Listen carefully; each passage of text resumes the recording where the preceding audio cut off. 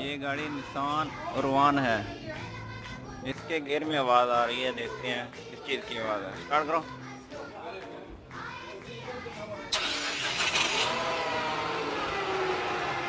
ये गूंज की आवाज़ आ रही है। क्लच दबाओ। ये बंद हो गया। छोड़ो, दबाओ।